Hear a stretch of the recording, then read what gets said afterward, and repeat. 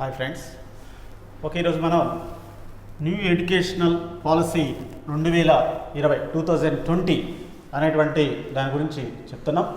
అయితే ఇక్కడ ముఖ్యంగా అసలు ఈ ఎడ్యుకేషన్ పాలసీస్ అనేటువంటివి మరి ఎందుకు వస్తున్నాయి, మరి భారతదేశంలో మరి ముఖ్యంగా భారతదేశానికి స్వాతంత్రం వచ్చిన తరువాత వచ్చినటువంటి పాలసీస్ ఏమున్నాయి, ఏ విధమైనటువంటి కమిటీలు ఉన్నాయి, అదేవిధంగా ఈ 2020 నూతన విద్యా విధానం అనేటువంటిది ఎందుకు మన వాళ్ళు తీసుకురావడం అనేటువంటి జరిగింది అనేటువంటి విషయానికి వస్తే, మరి అంతకుముందు చూసినట్టయితే 1986లో మరి ముఖ్యంగా రాజీవ్ గాంధీ గారి గవర్నమెంట్లో ఎన్పిఈని విడుదల చేయడం అనేటువంటి జరిగింది. నేషనల్ ఎడ్యుకేషన్ పాలసీ ఇది చాలా ఇంపార్టెంట్. ఇది అంటే ఇక్కడ ముఖ్యంగా అసలు విద్యార్థులకు ఏ విధంగా బోధించాల్సినటువంటి అవసరం ఉంది, విద్యార్థులు ఏ విధంగా నేర్చుకోవాల్సినటువంటి అవసరం ఉంది అనేటువంటి వాటి గురించి పూర్తి స్థాయిలో చెప్తున్నటువంటి అంశంగా మనం చెప్పుకోవచ్చు. అయితే ఒకటే గుర్తుపెట్టుకోవాలి, మరి ఎన్పిఈ ఎడ్యుకేషనల్ పాలసీ కంటే ముందు మనకేమన్నా ఉన్నాయా అనేటువంటి విషయానికి వస్తే, మరి యూనివర్సిటీ ఎడ్యుకేషన్ అంటే మేజర్గా ఒకటే గుర్తుపెట్టుకోవాలి. విద్యారంగానికి సంబంధించి 1949లో మరి ముఖ్యంగా విశ్వవిద్యాలయాల కమిషన్ అనేటువంటిది మరి రావడం అనేటువంటిది జరిగింది. ఇక్కడ ఒకటే గుర్తుపెట్టుకోవాలి, ముఖ్యంగా మరి యుఎస్సి అనేటువంటిది ఏర్పాటు జరిగిన తర్వాత ఎడ్యుకేషన్ అనేటువంటిది ఏ విధంగా ఇంప్లిమెంటేషన్ చేయాల్సినటువంటి అవసరం ఉంది, మరి విద్యార్థులకు ఏ విధంగా బోధించినట్లయితే మరి బాగా అర్థం కావడానికి, అవగాహన చేసుకోవడానికి అవకాశం ఉంటుంది అనేటువంటి దాని గురించి ఎక్కువగా ఆలోచన చేయడం అనేటువంటిది జరిగింది ఫ్రెండ్స్. అయితే ఒకటే గుర్తుపెట్టుకోవాలి, మరి తర్వాత వచ్చినటువంటి కమిషన్ విషయానికి వస్తే సెకండరీ ఎడ్యుకేషన్ కమిషన్ అనేటువంటిది 1952-53లో సెకండరీ ఎడ్యుకేషన్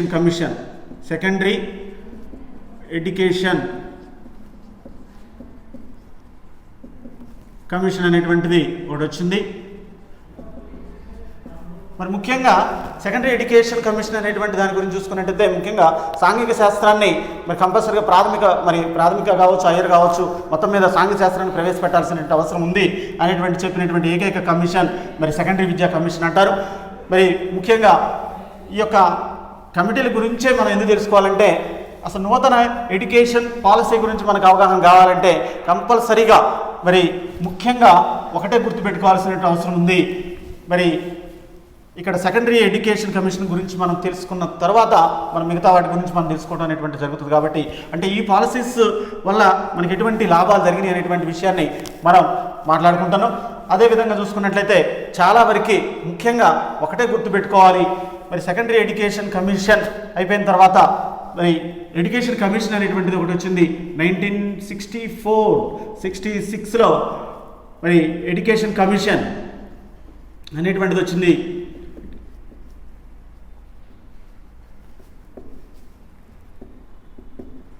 అంటే ఇక్కడ ఒకటే గుర్తుపెట్టుకోవాలి, దీన్నే మరి కొఠారి ఎడ్యుకేషన్ కమిటీ అని కూడా అంటారు. 1964-66లో కొఠారి ఎడ్యుకేషన్ కమిషన్ అనేటువంటిది మరి అమలు చేయడం అనేటువంటి జరిగింది. ఈ యొక్క కొఠారి ఎడ్యుకేషన్ కమిషన్ వల్లనే మనకి చాలా వరకు త్రిభాషా సూత్రం కావచ్చు, మరి ముఖ్యమైనటువంటి అంశాల గురించి చాలా విషయాల గురించి కొఠారి ఎడ్యుకేషన్ కమిషన్ అనేటువంటిది కమిటీ అనేటువంటిది అంటే డాక్టర్ ఎస్ కొఠారి అధ్యక్షతన ఏర్పడినటువంటి కమిషన్ కాబట్టి కొఠారి ఎడ్యుకేషన్ కమిషన్ మరి కమిటీ అనేటువంటి పేరుతోటి దీన్ని పిలవడం అనేటువంటి జరుగుతుంది. ముఖ్యంగా ఇతను చాలా గొప్ప వ్యక్తిగా మనం చెప్పుకోవచ్చు ఎడ్యుకేషన్ డిపార్ట్మెంట్లో. అదేవిధంగా చూసుకున్నట్లయితే మరి చాలా వరకు 1964-66 వరకు కూడా కొఠారి గారు మరి దీని యొక్క 64లో ఏర్పాటు చేస్తే 66లో మరి దీన్ని నివేదిక ఇవ్వడం అనేటువంటి జరిగింది. మరి ఏ విధంగా ఎడ్యుకేషన్ అనేటువంటిది ఏ విధంగా ఉండాల్సిన అవసరం ఉంది అనేటువంటి దాని మీద మరి అధ్యయనం చేయడం అనేటువంటి జరిగింది. ఏ విధంగా అందిస్తే పిల్లలు బాగుపడటం అనేటువంటి జరుగుతుంది, జాతీయ ఆదాయాన్ని మరి ముందుకు నడిపించాలన్నా, మరి ఆహార ఉత్పాదకత మనం పెంచాలన్నా మరి చాలా వరకు ముఖ్యమైనటువంటి విషయాలు, ఆధునికమైనటువంటి విషయాల మీద ఎక్కువగా అధ్యయనం చేసినటువంటి వ్యక్తిగా మన కొఠారి మరి వ్యక్తిని మనం చెప్పుకోవచ్చు. మరి ముఖ్యంగా ఇతని యొక్క పాలసీ చాలా వరకు సక్సెస్ అయిందని మనం చెప్పొచ్చు. ఎందుకంటే త్రిభాషా సూత్రం కావచ్చు, మరి ముఖ్యంగా మరి తెలుగు అకాడమీ కావచ్చు, చాలా విషయాల్లో మరి ఈయన గారి యొక్క హస్తం ఉందనేటువంటిది మనం చెప్పడానికి అవకాశం అనేటువంటిది ఉంటుంది. అంటే అతని యొక్క సూచనలు బట్టి చాలా వరకు ఫాలో కావడం అనేటువంటిది జరిగింది. అదేవిధంగా చూసుకున్నట్టయితే నెక్స్ట్ 1968లో కూడా ఎడ్యుకేషన్ పాలసీ అనేటువంటిది తీసుకురావడం అనేటువంటిది జరిగింది ఎన్పిఏని. మరి మొట్టమొదటిసారిగా నేషనల్ ఎడ్యుకేషన్ పాలసీ 1968లోనే తీసుకురావడం అనేటువంటి జరిగింది.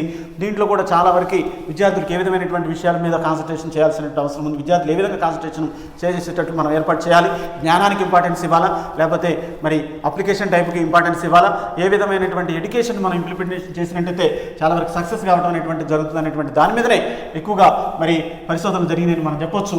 నెక్స్ట్ 1980 మరి ముఖ్యంగా 1976లో మనకు ఒక అమెండ్మెంట్ ఒకటి జరిగింది, 42 అమెండ్మెంట్ ఇండియన్ పాలిటీ ప్రకారం చూసుకున్నట్టయితే. ఇది ఒక ఉమ్మడి జాబితాలో విద్యను చేర్చడం అనేటువంటిది జరిగిందండి. ఇది మోస్ట్ ఇంపార్టెంట్. ఇది మరి ఈ ఉమ్మడి జాబితాలో ఈ విధంగా చేర్చడం వల్ల చాలా వరకు కేంద్ర ప్రభుత్వానికి రాష్ట్ర ప్రభుత్వానికి అధికారాలు అనేటువంటివి ఉండటం అనేటువంటిది జరిగింది. ఒకటే గుర్తుపెట్టుకోవాల్సినటువంటి అవసరం ఉంటుంది.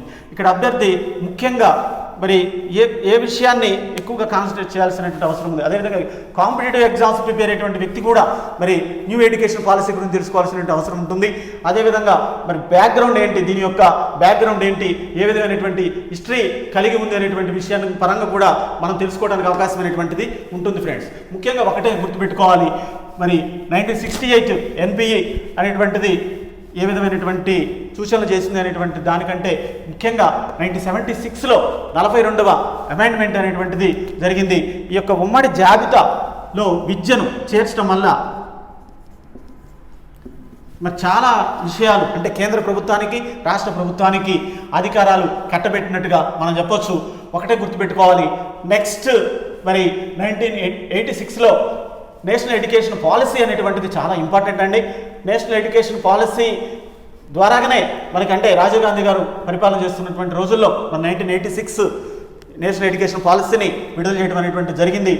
ఒకటే గుర్తుపెట్టుకోవాలి, 1986 ఎడ్యుకేషన్ పాలసీ తరువాతనే మనకి ముఖ్యంగా NCF 2005 కావచ్చు, మరి ముఖ్యంగా RT యాక్ట్ కావచ్చు, ఇవన్నీ వచ్చాయి. అయితే దీన్ని బేస్ చేసుకొని మనకి రావడం అనేటువంటిది జరిగింది. 1986 నేషనల్ ఎడ్యుకేషన్ పాలసీ ఆధారంగానే మరి NCF 2005 RTE 2009 అంటే నేషనల్ కరిక్యులం ఫ్రేమ్వర్క్ అనేటువంటిది కూడా రిలీజ్ చేయడం అనేటువంటిది జరిగింది. RTE right to education act 2009 అనేటువంటి దాన్ని కూడా 2010 ఏప్రిల్ 1 నుంచి ఇంప్లిమెంటేషన్ చేసుకుంటూ వెళ్ళిపోతున్నాం. మరి ముఖ్యంగా ఒకటి గుర్తుపెట్టుకోవాలి, మరి దీంట్లో కూడా ఏమన్నా సూచనలు చేశారనేటువంటి విషయానికి వస్తే విద్య అనేటువంటిది కంపల్సరీగా మరి నేర్పించాల్సినటువంటి ఆవశ్యకత ఉంది. అయితే ఒకటి గుర్తుపెట్టుకోవాలి, మన రాజ్యాంగం అమల్లోకి వచ్చినప్పుడు మరి పౌర విధులు అనేటువంటివి పౌర విధుల్లో విద్యను చేర్చడం అనేటువంటి జరగలేదు, తర్వాత ఎప్పుడుకో చేర్చడం అనేటువంటి జరిగింది. అయితే ఇక్కడ ఒకటే గుర్తుపెట్టుకోవాలి, ముఖ్యంగా ఆర్టికల్ 21A అనేటువంటిది చాలా ఇంపార్టెంట్ అండి. ఆర్టికల్ 21లో జీవించే హక్కు అనేటువంటిది ఉంది. ఈ జీవించే హక్కులో భాగంగానే మరి ఏ అనేటువంటి దాన్ని మనం చేర్చుకోవడం జరిగింది. విద్యా హక్కు అని మనం చెప్పుకుంటాం. దీని గురించి అంటే విద్యార్థులకు విద్యను అర్జించేటువంటి హక్కు భారత రాజ్యాంగం కల్పించింది అనేటువంటిది ఇక్కడ మన వాళ్ళు తీసుకురావడం అమలు చేసిన తర్వాతనే అంటే మనకి ఈ యొక్క బిల్లుని చట్టంగా చేసిన తర్వాతనే ఈ యొక్క 21Aని మన రాజ్యాంగంలో చేర్చుకోవడం అనేటువంటిది జరిగింది. ఇక్కడ ఒకటే గుర్తుపెట్టుకోవాలి, మరి ఇవన్నీ జరిగినాయి కానీ నిర్బంధ ఉచిత విద్య ఇవన్నీ కూడా ఇంప్లిమెంటేషన్లో పర్ఫెక్ట్గా జరిగినాయా లేవా అనేటువంటి విషయాలను మనం అబ్జర్వేషన్ చేసేటప్పుడు ఖచ్చితంగా NCF 2005 ఏం చెప్పింది, మరి అదేవిధంగా RTE 2009లో ఏ విధమైనటువంటి అంశాలను పేర్కొన్నారు, ఉపాధ్యాయుడికి ఎటువంటి విధులు ఉండాలి, అదేవిధంగా విద్యార్థులకు ఎటువంటి బోధన ఉండాలి అనేటువంటి వాటి మీద ఎక్కువగా మరి చెప్పడం అనేటువంటి జరిగింది. RTE 2009 వల్లనే మనకి టెట్ అనేటువంటిది కూడా వచ్చింది. అంటే టీచర్ ఎలిజిబిలిటీ టెస్ట్ ఖచ్చితంగా ఉపాధ్యాయులు నియామక అర్హత పరీక్ష అనేటువంటిది నెగ్గితేనే TRT టీచర్ రిక్రూట్మెంట్ టెస్ట్లో మార్కులకు వెయిటేజీ మార్కులుగా టెట్ను కూడా ప్రవేశపెట్టమనేటువంటిది జరిగింది.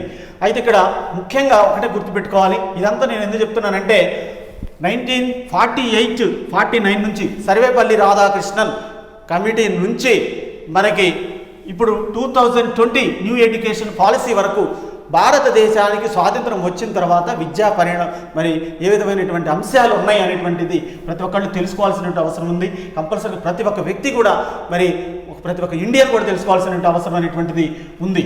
ఇక్కడ న్యూ ఎడ్యుకేషన్ పాలసీ 2020 ముందుగా చెప్పుకోబోయే ముందు ఒకటే 1986 చాలా వరకు ఎలా ఉండాలంటే అభ్యసనం అనేటువంటిది, అంటే పిల్లవాడు నేర్చుకునేటువంటి విద్య ఏ విధంగా ఉండాలంటే లెర్నింగ్ వితౌట్ బర్డెన్, అంటే కంపల్సరిగా జాయ్ఫుల్ లెర్నింగ్ అనేటువంటిది ఉండాలి, ఆనందంతో కూడినటువంటి అభ్యసనం అనేటువంటిది ఉండాల్సినటువంటి అవసరం ఉంది. అంతేగాని మరి కంపల్సరిగా విద్యార్థిని నిర్బంధంగా కూర్చోబెట్టి బోధించాల్సినటువంటి అవసరం లేదు. కంపల్సరిగా లెర్నర్ సెంటర్డ్ ఎడ్యుకేషన్ని మనం అమలు చేయాల్సినటువంటి అవసరం ఉంది. అభ్యసనం అనేటువంటిది కంపల్సరిగా పిల్లవాడి యొక్క స్వేచ్ఛకు వదిలేయాల్సినటువంటి అవసరం అనేది ఉంది. టీచర్ సెంటర్డ్ ఎడ్యుకేషన్ నుంచి సిస్టమ్ నుంచి మనం మరి టీచర్ యాజ్ ఎ ఫెసిలిటేటర్ అని మనం చెప్పుకుంటున్నాం. అదేవిధంగా లెర్నర్ సెంటర్డ్ ఎడ్యుకేషన్ని మనం ఇంప్లిమెంటేషన్ చేసుకున్నాం ఎన్సెప్ 2005 ద్వారాగానే. ఈ ఎన్సెప్ 2005 కావచ్చు, ఆర్టీఏ 2009 కావచ్చు, 1986 నేషనల్ ఎడ్యుకేషన్ పాలసీ ద్వారాగానే వచ్చినాయి అనేటువంటి విషయాన్ని నేను ఇక్కడ మీకు గుర్తు చేస్తున్నాను. అంటే ఇక్కడ ఒకటే గుర్తుపెట్టుకోవాలి, 1986 జాతీయ విద్యా విధానం 1986 జాతీయ విద్యా విధానం అమల్లోకి వచ్చిన తర్వాత వచ్చినటువంటి మార్పులు ఏ విధంగా ఉన్నాయి, మరి ఈ మార్పుల వల్ల మరి ఇక్కడ భారతదేశంలో విద్యను మరి అందరికీ అందిస్తున్నామా లేదా, పిల్లలందరికీ అందిస్తున్నామా లేదా అనేటువంటిది కూడా అబ్జర్వేషన్ చేసి మరి ఈ నూతనంగా ఎన్నికైనటువంటి గవర్నమెంట్ ఒక న్యూ ఎడ్యుకేషన్ పాలసీ సిస్టాన్ని మరి తీసుకురావడం అనేటువంటి జరిగింది. అదేవిధంగా 1986 మరి నేషనల్ ఎడ్యుకేషన్ పాలసీ మీద కూడా 1992లో ఒక ప్రోగ్రామ్ ఆఫ్ యాక్షన్ POA అనేటువంటి దాని మీద, అంటే 1986 అమలు తీరు ఎలా ఉంది అనేటువంటి దాని మీద మరి రామూర్తి అనేటువంటి వారు దీని మీద అబ్జర్వేషన్ చేయడం అనేటువంటిది కూడా జరిగింది. ఇక్కడ మరి ఎటువంటి విషయాలు అబ్జర్వేషన్ చేశారనేటువంటి విషయానికి వస్తే అందరికీ విద్యను కరెక్ట్గా అందుతున్నా లేదా, పిల్లలందరికీ విద్యను మరి అందటం అనేటువంటిది జరుగుతుందా, అంటే డ్రాప్ అవుట్స్ ఉంటారు, ఆ డ్రాప్ అవుట్స్ అందరినీ మనం చేర్చుకోవడం అనేటువంటి జరుగుతుంది, వాళ్ళ మీద దృష్టి పెట్టడం జరుగుతుందా లేదా అనేటువంటి విషయం కావచ్చు, పిల్లలకు నేర్పేటువంటి విషయాలు, అదేవిధంగా కరిక్యులర్ యాక్టివిటీస్ కావచ్చు, కో కరిక్యులర్ యాక్టివిటీస్ కావచ్చు, పిల్లలకు చేరతనాయా లేదా అనేటువంటి విషయాల మీద ఎక్కువగా అధ్యయనం చేసిందని మనం చెప్పవచ్చు POA.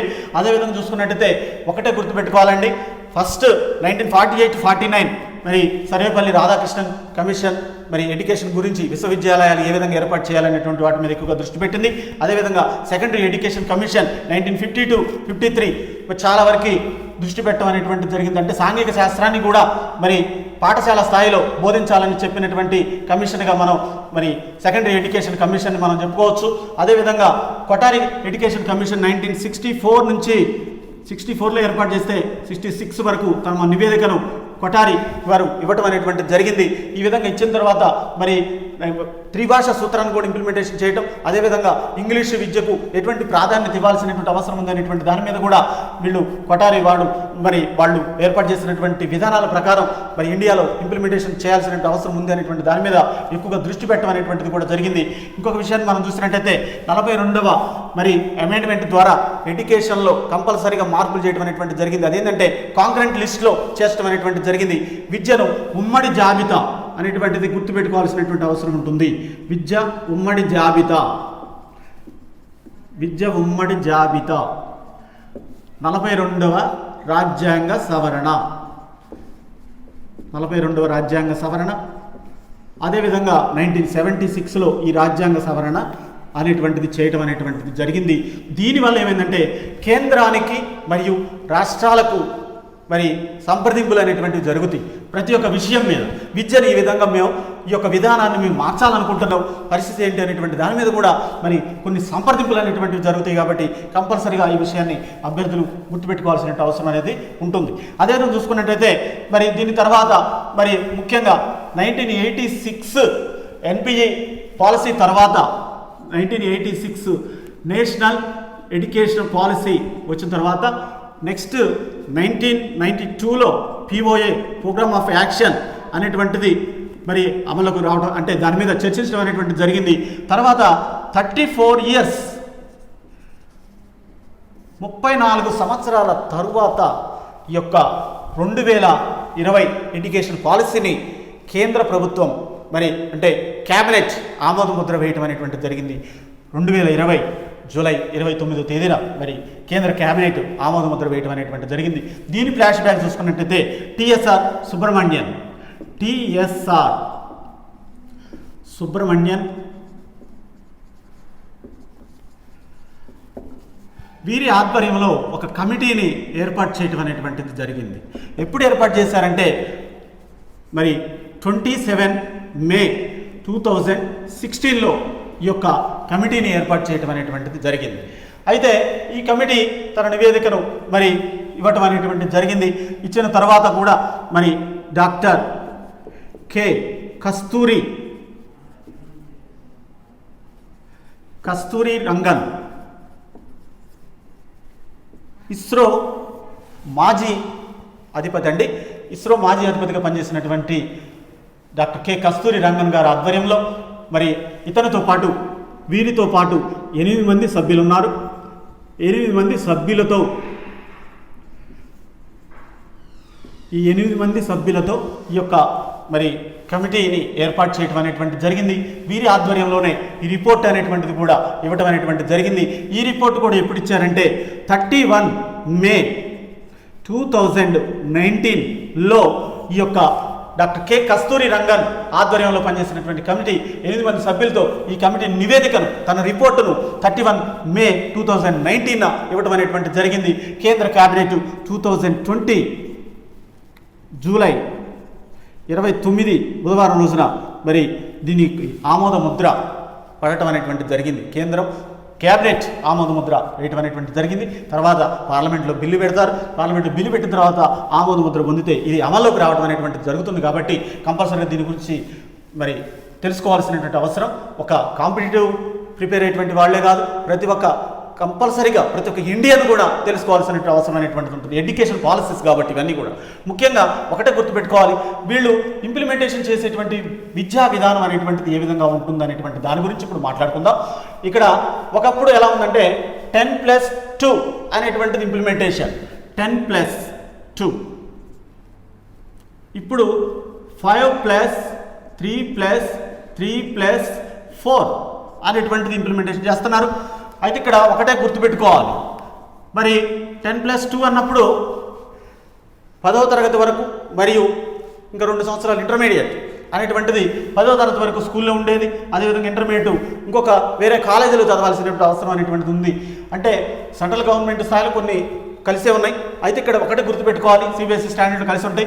అదేవిధంగా ఇక్కడ చూసుకున్నట్టయితే మరి ముఖ్యంగా 5+3+3+4 అనేటువంటి విధానం ఏంటి అనేటువంటి విషయానికి వస్తే ఫస్ట్ 5 ఇయర్స్ అని చూసుకున్నట్టయితే మనకి ఇక్కడ ఒకటే గుర్తుపెట్టుకోవాలండి, దీన్ని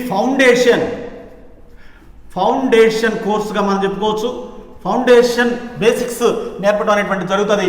పిల్లవాడికి 3 to 6 ఇయర్స్, పిల్లవాడికి 3 to 6 ఇయర్స్ వచ్చేసరికి అంటే కంపల్సరిగా ఫస్ట్ 3 ఇయర్స్ ఏం చేస్తారంటే బేసిక్స్ నేర్పుతారు. అంటే ఒకటే గుర్తుపెట్టుకోవాలి, ఫర్ ఎగ్జాంపుల్ ఫస్ట్ 3 ఇయర్స్ అన్నప్పుడు పిల్లవాడు సైకాలజీ ప్రకారం ఏంటంటే 5 ఇయర్స్కి మరి కంపల్సరిగా చలనం అంటే మూవింగ్ అనేటువంటిది కంపల్సరిగా అంటే పలక మీద బలగం పట్టుకొని తిప్పేటువంటి చలనం అనేటువంటిది మరి కంపల్సరీ 5 ఇయర్స్కి వస్తుందని మనం చెప్తాను.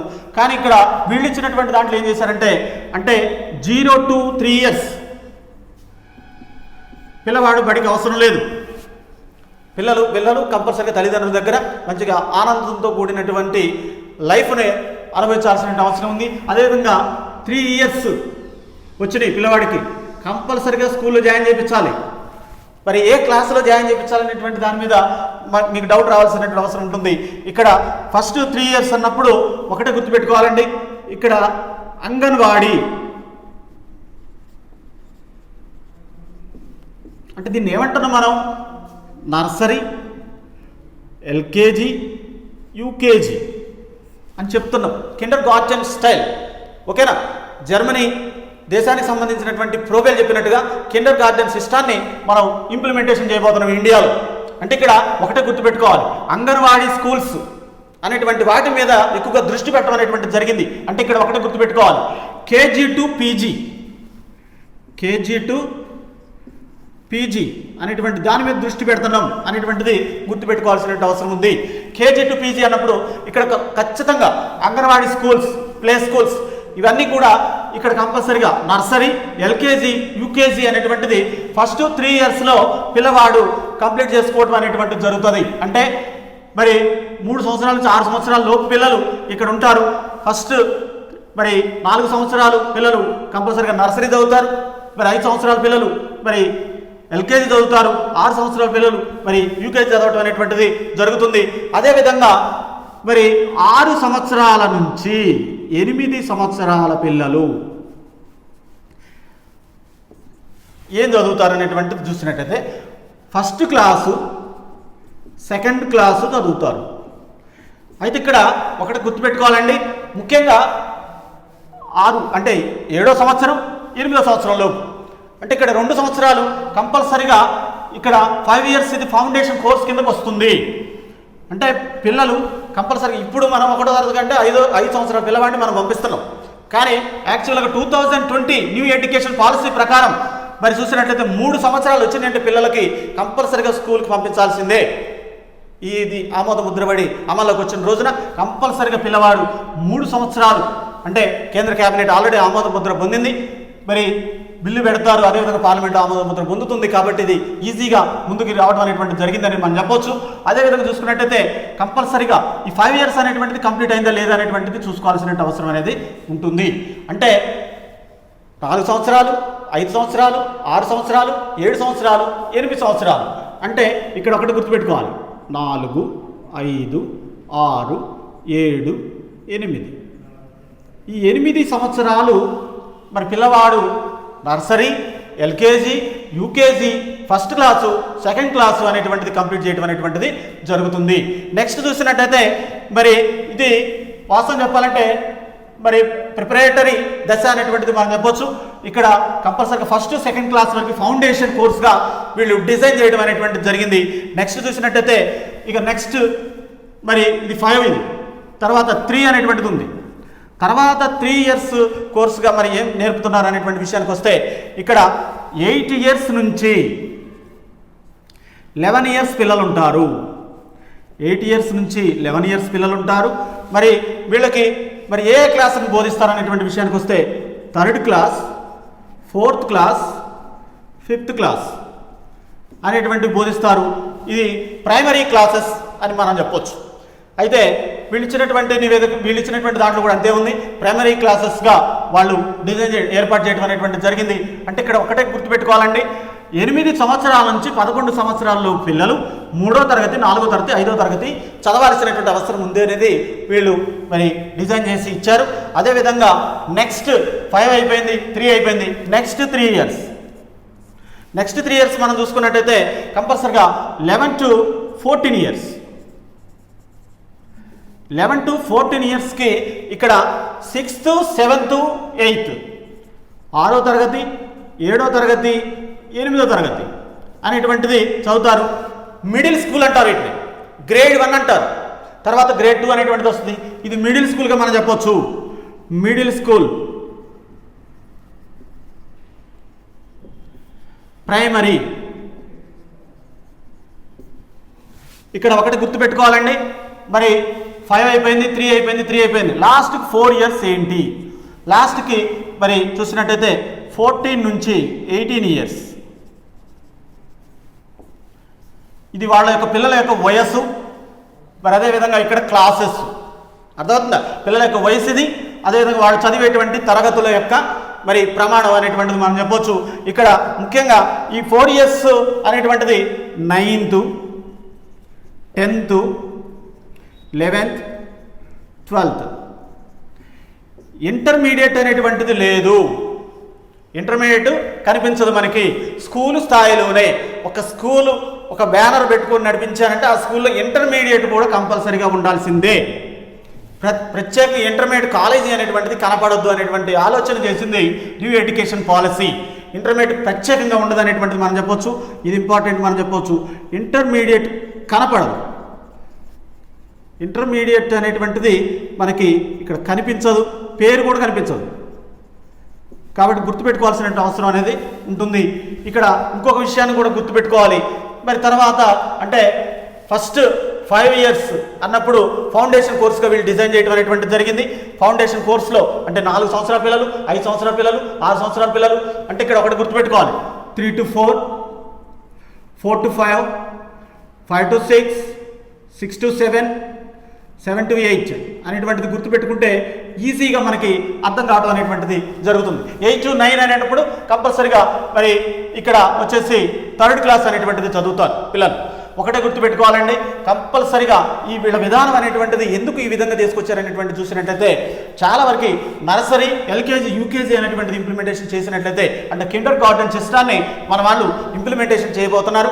కాబట్టి న్యూ ఎడ్యుకేషన్ పాలసీ అనేటువంటిది మరి 5+3+3+4 అంటే 5 ఇయర్స్ ఫౌండేషన్ కోర్స్, 3 ఇయర్స్ మరి ముఖ్యంగా చూసుకున్నట్టయితే ప్రైమరీ స్కూల్కి సంబంధించింది, అదేవిధంగా ఇంకొక 3 ఇయర్స్ చూసుకున్నట్టయితే మిడిల్ స్కూల్కి సంబంధించింది, అదేవిధంగా లాస్ట్ 4 ఇయర్స్ చూసుకున్నట్టయితే ఇంటర్మీడియట్ కనిపించకుండా 9th, 10th, 11th, 12th కలిసి ఉన్నటువంటి విద్యా వ్యవస్థగా వీళ్ళు రూపొందించారనేది మనం చెప్పొచ్చు. అదేవిధంగా ఒకటే గుర్తుపెట్టుకోవాలి, మరి డిగ్రీ ఎలా ఉంటుంది అనేటువంటిది కూడా చాలా వరకు మరి వీళ్ళు డిజైన్ చేయడం అనేటువంటిది జరిగింది. డిగ్రీ విషయానికి వస్తే కంపల్సరిగా అది 3 ఇయర్స్ అని ఉండొచ్చు, లేకపోతే 4 ఇయర్స్ అనేటువంటిది ఉండొచ్చు అనేటువంటిది చెప్పారు వీళ్ళు.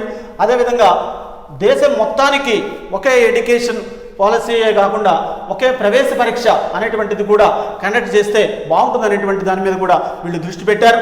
అదేవిధంగా ముఖ్యంగా డిగ్రీ కూడా మరి ఇంటిగ్రేటెడ్ డిగ్రీ అనేటువంటిది కూడా మనం చెప్పొచ్చు. ఇంటిగ్రేటెడ్ డిగ్రీ మీదనే ఎక్కువగా మరి దీని గురించి చెప్పడం అనేటువంటిది జరిగింది. ఇంటిగ్రేటెడ్ డిగ్రీ దీని గురించి వాళ్ళు చెప్పడం అనేటువంటి జరిగింది. కంపల్సరీగా ఇంటిగ్రేటెడ్ డిగ్రీ అనేటువంటిది కూడా కలిసి ఉంటే బాగుంటుంది. 3 ఇయర్సా 4 ఇయర్సా, 3 or 4 ఇయర్స్ అనేటువంటిది చెప్పడం అనేటువంటిది జరిగింది. అదేవిధంగా ఇంకొక ఆప్షన్, చాలా మంచి ఆప్షన్ ఇచ్చారు. డిగ్రీలో జాయిన్ అయిన తర్వాత 1 year course, 1 year, 2nd year, 3rd year. వీళ్ళు ఇంకొకటి కూడా ఆప్షన్ ఇచ్చారు. 1 ఇయర్ కోర్స్ అయిపోతే బేసిక్ సర్టిఫికేట్ ఇస్తారు, basic certificate. 2nd year certificate, 2nd year అయిపోతే డిప్లొమా ఇస్తారు. ఒకటే గుర్తుపెట్టుకోవాలి, మరి డిప్లొమా ఇస్తారు. 3rd ఇయర్ కంప్లీట్ అయిపోతే సర్టిఫికేట్ ఇవ్వడం అనేటువంటిది జరుగుతుంది. మరి ముఖ్యంగా ఇంటిగ్రేటెడ్ డిగ్రీ అనేటువంటిది కూడా మనకి చాలా వరకు మంచి పరిణామంగా మనం చెప్పుకోవచ్చు. ఇక్కడ ఒకటే గుర్తుపెట్టుకోవాలి, వయస్సుతోటి సంబంధం లేకుండా జ్ఞానాభివృద్ధి ఆధారంగా తీసుకున్నటువంటి విద్యా విధానంగా మనం చెప్పుకోవచ్చు.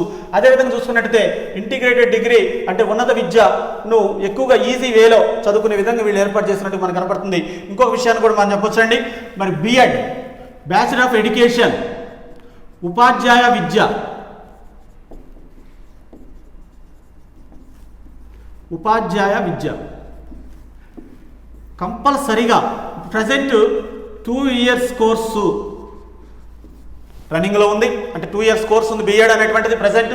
అంతకుముందు 1 ఇయర్ ఉంది, ఇప్పుడు ప్రజెంట్ 2 ఇయర్స్ నడుస్తుంది. వీళ్ళు ఏం చెప్పారంటే 2030 నాటికి బిఎడ్ అనేటువంటి కోర్సు 4 ఇయర్స్ అవుతుంది, 4 సంవత్సరాల కోర్సు అవుతుంది. అది కూడా మరి డిగ్రీతో పాటు ఇంక్లూడ్ అయి ఉంటుంది. అంటే ఇంటర్మీడియట్ కంప్లీట్ అయిపోయింది క్యాండిడేట్, ఇక్కడ 12వ తరగతి కంప్లీట్ అయిపోయింది, 12వ తరగతి అయిపోయినటువంటి క్యాండిడేట్ డైరెక్ట్గా డిగ్రీ బిఈడి అనేటువంటి ప్రోగ్రాంలో జాయిన్ కావచ్చండి.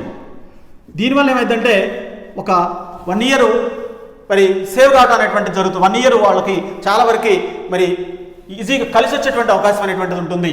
మరి యాక్చువల్గా చూసుకుంటే డిగ్రీ 3 ఇయర్స్, బిఈడి 2 ఇయర్స్, 4 మరి ఇక్కడ చాలా వరకు అంటే 3+2 5 ఇయర్స్ కోర్సు చదవాల్సినటువంటి అవసరం ఉంది. డిగ్రీ మరి విడిగా చూస్తే degree 3 years plus BEd 3 years, వీటిని కలుపుకుంటే 5 ఇయర్స్ అవుతుంది.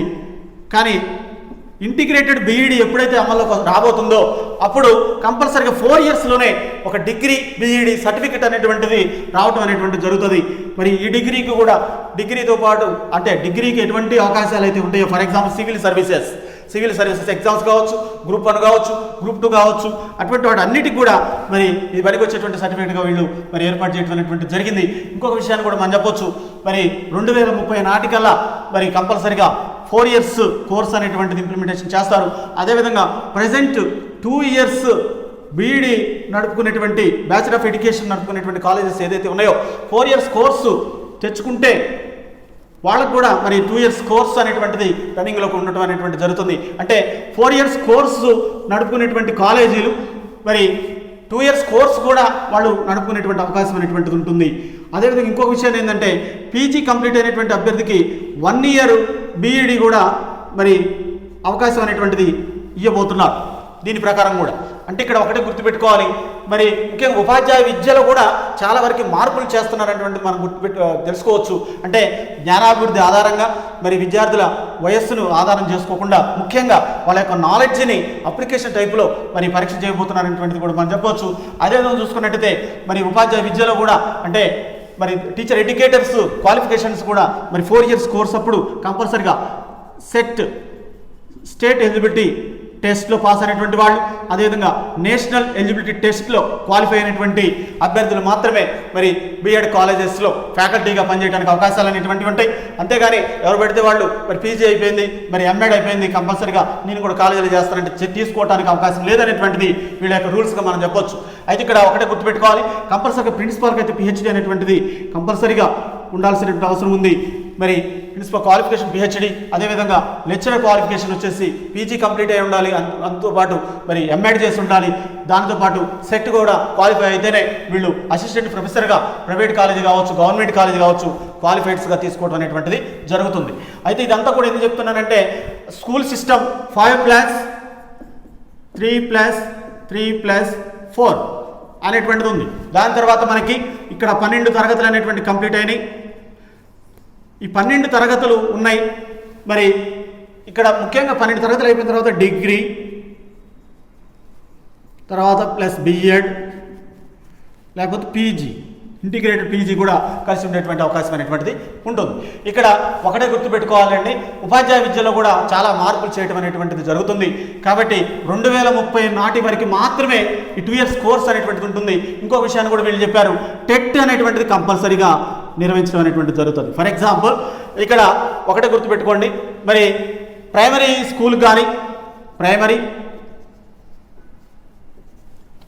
మరి అదేవిధంగా మిడిల్ స్కూల్కి టీచర్గా పనిచేయాలంటే కంపల్సరిగా టీచర్ ఎలిజిబిలిటీ టెస్ట్ అనేటువంటిది మరి కంప్లీట్ చేసి ఉండాలి, క్వాలిఫై అయి ఉండాల్సినటువంటి అవసరం ఉందని కూడా వీళ్ళు చెప్పడం అనేటువంటిది జరిగింది. మరి కంపల్సరిగా టెట్ అనేటువంటిది కూడా కీలకంగా కాబోతుందని మనం చెప్పొచ్చు. టీచర్ ఎలిజిబిలిటీ టెస్ట్, ఉపాధ్యాయ అర్హత పరీక్ష అనేటువంటిది కూడా కీలకంగా కాబోతుంది రాబోయేటువంటి రోజుల్లో. మరి ముఖ్యంగా ఈ న్యూ ఎడ్యుకేషన్ పాలసీ అనేటువంటిది మరి డాక్టర్ కె కస్తూరి రంగన్ కమిటీ మరి రిపోర్ట్ ఇవ్వడం అనేటువంటిది జరిగింది. అదేవిధంగా జూలై 29, 2000 సంవత్సరంలో కేంద్ర కేబినెట్ ఆమోద ముద్ర వేయడం అనేటువంటిది జరిగింది. ఈ విధంగా మరి న్యూ ఎడ్యుకేషనల్ పాలసీ అనేటువంటిది మరి అమల్లోకి తీసుకొస్తున్నారనేటువంటిది చెప్పడానికి మరి చెప్పాను. అదేవిధంగా చూసినట్టయితే ముఖ్యంగా ఉపాధ్యాయ విద్యలో కూడా చాలా వరకు మార్పులు చేయడం అనేటువంటిది జరుగుతుందని మనం చెప్పొచ్చు. ఇక్కడ ఇంకొక విషయాన్ని కూడా మనం చెప్పొచ్చు, న్యూ ఎడ్యుకేషన్ పాలసీలో ఒక చాలా ఇంపార్టెంట్ పాయింట్ ఏంటంటే పిల్లలకి ఎంతసేపటికి కూడా కరిక్యులర్ యాక్టివిటీస్ మీదనే దృష్టి పెట్టించడం అనేటువంటిది జరుగుతుంది. కో కరిక్యులర్ యాక్టివిటీస్ మీద దృష్టి పెట్టించడం అనేటువంటిది జరగటం లేదు. కాబట్టి ఇప్పుడు న్యూ ఎడ్యుకేషన్ పాలసీలో ఏం చేశారంటే మరి కళల మీద, అదేవిధంగా కో కరిక్యులర్ యాక్టివిటీస్ మరి కంపల్సరీగా కో కరిక్యులర్ యాక్టివిటీస్ మీద పిల్లలకు ఏర్పాటు చేసిన పాటలు కావచ్చు, ఆటలు కావచ్చు, మరి అదేవిధంగా కళలు కావచ్చు, పాటలు ఆటలు వీటిని కూడా కండక్ట్ చేస్తూ వీటికంటూ ఒక ప్రత్యేకమైనటువంటి సర్టిఫికెట్ ఇవ్వడం అనేటువంటి జరుగుతుంది. ఈ యొక్క న్యూ ఎడ్యుకేషన్ పాలసీ ఇంప్లిమెంటేషన్ అయిన తర్వాత ఇవన్నీ తెలుస్తుందండి. అయితే ఇక్కడ ఒకటే గుర్తుపెట్టుకోవాలి, పాటలు ఆటలు ఆడినటువంటి వాళ్ళకు కూడా ప్రైజెస్ ఇవ్వడం అనేటువంటి జరుగుతుంది ప్రజెంట్. కానీ ఇప్పుడు మన వాళ్ళు ఏం చేస్తారంటే ప్రోగ్రెస్ రిపోర్ట్ అనేటువంటిది దానితో పాటు మరి నైపుణ్యానికి సంబంధించినటువంటి సర్టిఫికెట్. ఫర్ ఎగ్జాంపుల్ ఒక క్యాండిడేట్ పాటలు బాగా పాడుతున్నాడు, ఒక క్యాండిడేట్ బాగా క్రికెట్ ఆడుతున్నాడు కాబట్టి క్రికెట్లో మంచి నైపుణ్యం ఉందనేటువంటి సర్టిఫికెట్ అనేటువంటిది ఇవ్వడం అనేటువంటిది జరుగుతుంది. అంటే కాలేజ్ స్థాయి, స్కూల్ స్థాయి, మేజర్గా ఒకటే గుర్తుపెట్టుకో, స్కూల్ స్థాయిలో పిల్లవాడు ఎలా ఉన్నాడు అనేటువంటిది ఈజీగా అధ్యయనం చేయబోతున్నారని మనం చెప్పొచ్చు. ఇక్కడ మరి ముఖ్యంగా మరి అందరికీ ఎగ్జామ్స్ అనేటువంటివి ఉంటాయా అనేటువంటిది కూడా మనం గుర్తుపెట్టుకోవాల్సిన అవసరం ఉంది. 3వ తరగతి, 5వ తరగతి, 8వ తరగతి ఈ 3 క్లాసెస్కి కంపల్సరీగా ఎగ్జామ్స్ పెడతారండి. అంటే ఇయర్ ఎగ్జామ్స్ ఉంటాయి. ఎగ్జామ్స్ అనేటువంటివి ఈ 3వ తరగతి 5వ తరగతి 8వ తరగతి వారికి మాత్రమే ఎగ్జామ్స్ కండక్ట్ చేయడం జరుగుతుంది, పబ్లిక్ ఎగ్జామ్స్ కండక్ట్ చేస్తారు. మరి అదేవిధంగా 9వ తరగతి 10వ తరగతి 11వ తరగతి 12వ తరగతి అనేటువంటి వాటికి కంపల్సరీగా ఎగ్జామ్స్ అనేటువంటివి ఉంటాయి. అయితే ఒకటే గుర్తుపెట్టుకోవాలి, మరి 1వ తరగతి 2వ తరగతి 4వ తరగతి 6వ తరగతి 7వ తరగతికి ఎగ్జామ్స్ ఉండవా అంటే ఉంటాయి, కానీ అవి లెక్కలకు తీసుకోవడం అనేటువంటి జరగదు. ఇక్కడ మీద ఇంకొక విషయాన్ని కూడా మనకు వాళ్ళు చెప్పారు, సమ్మేటివ్ అసెస్మెంట్ వల్ల అంతగా ఉపయోగం లేదు, ఫార్మేటివ్ అసెస్మెంట్ వల్ల చాలా వరకు లాభం ఉంది. ఫార్మేటివ్ అసెస్మెంట్ చేసినట్టయితే పిల్లవాడు ఈజీగా బాగుపడటానికి అవకాశం అనేటువంటిది ఉంటుంది. ఫార్మేటివ్ అసెస్మెంట్ అంటే అప్పటికప్పుడే పిల్లవాడు ఏం నేర్చుకున్నాడో అడగటం, మరి పిల్లవాడు ఏ రంగంలో అయితే ఎక్కడైతే వెనకబడిండో దాని గురించే మరి ఏర్పాటు చేయడం అనేటువంటి జరుగుతుంది, ఆ క్లాస్ని దాని మీద దృష్టి పెట్టడం అనేటువంటి జరుగుతుంది. కాబట్టి ఫార్మేటివ్ అసెస్మెంట్కి ప్రాధాన్యత ఇవ్వడం అనేటువంటి జరిగింది. మోస్ట్ ఇంపార్టెంట్ ఇది న్యూ ఎడ్యుకేషన్ పాలసీ 2020 అనేటువంటిది ఫార్మేటివ్ అసెస్మెంట్కి ప్రాధాన్యత ఇవ్వబోతుంది. అంతేగాని ప్రజెంట్ మనకి సిఎస్ఈ ప్యాటర్న్లో మరి సమ్మేటివ్ అసెస్మెంట్ ఫార్మేటివ్ అసెస్మెంట్ 2 ఉన్నాయి, కానీ సమ్మేటివ్ అసెస్మెంట్ని పూర్తిగా మరి తొలగిస్తూ ఫార్మేటివ్ అసెస్మెంట్ మీదనే ఎక్కువగా ఫోకస్ చేయడం అనేటువంటి జరుగుతుందని మనం చెప్పొచ్చు. ఫార్మేటివ్ అసెస్మెంట్కి ప్రాధాన్యత ఇవ్వబోతున్నారు. మరి